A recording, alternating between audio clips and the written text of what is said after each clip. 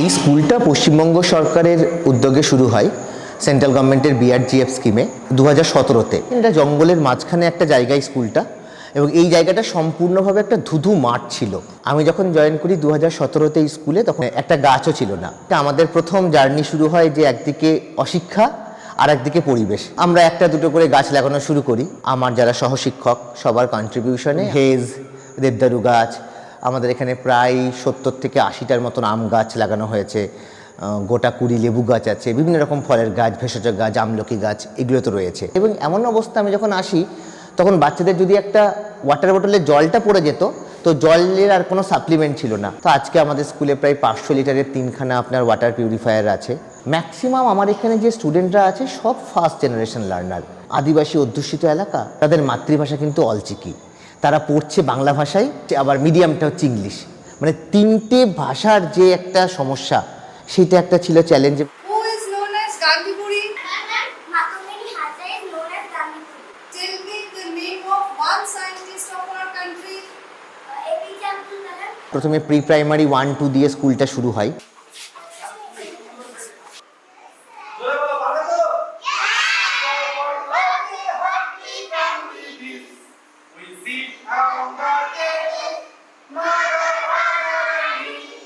My brother, my sister, my uncle, this.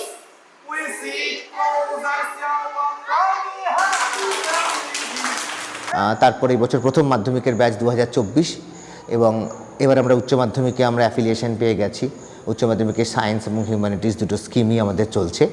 এটা actually বাচ্চাদের খেলার মাঠ। পুজোর পর থেকে তো বাচ্চাদের পরীক্ষা থাকে, বাচ্চারা স্কুলে আসে না, আবার স্কুল শুরু হয় জানুয়ারিতে গিয়ে।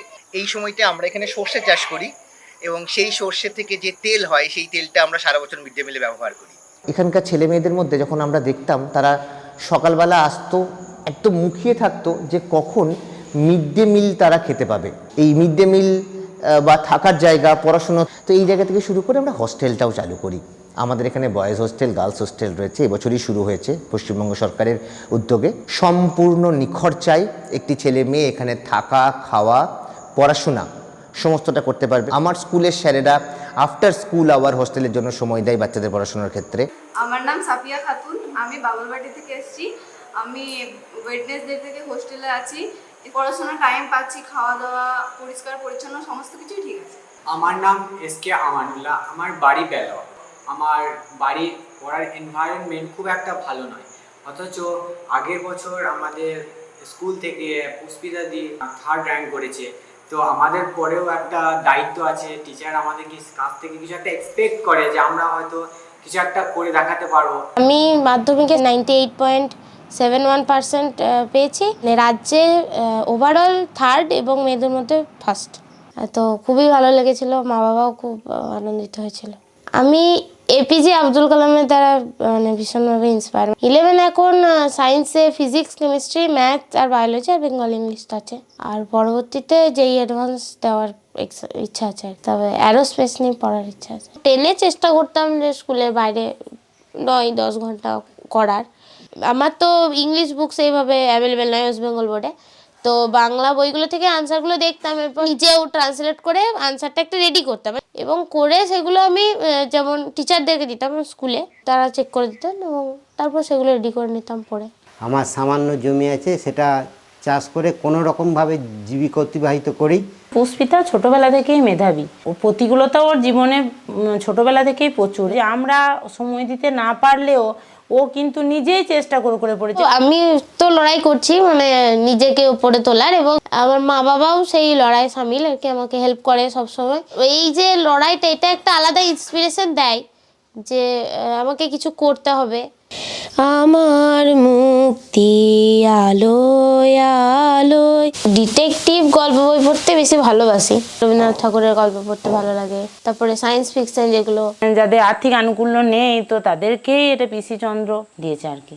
এই কম্পিউটারটা আমাকে দিয়েছেন অ্যাডিশনাল এসপি, আমাদের স্কুলে এসেছিলেন তিনি। আমার যেহেতু মানে চোখে প্রবলেম, তো ফোনে আগে ক্লাস করতাম, তো এই জন্য এই বড় স্ক্রিনে করলে অনেকটা সুবিধা হয়।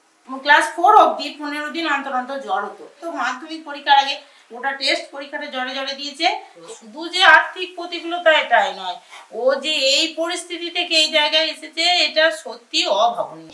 এই আকাশে আমার মুক্তি, আলোয় আলোয় আমার মুক্তি, ধুলায় ধুলায় ঘাসে ঘাসে, এই আকাশে আমার মুক্তি, আলোয় আলোয়।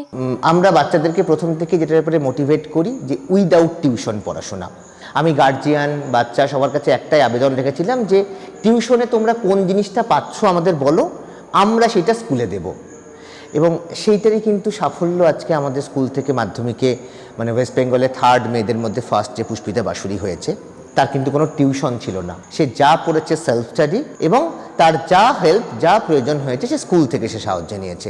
তার 95% অ্যান্ড অ্যাভাব অ্যাটেন্ডেন্স। পুষ্পিতার সঙ্গে সঙ্গে আমার কিন্তু আরও কিছু স্টুডেন্ট খুব ভালো রেজাল্ট করেছে। অ্যাট ফার্স্ট ওদের খবরটা আমি দিয়েছিলাম। স্কুলে ভালো সবসময় স্কোর করতো।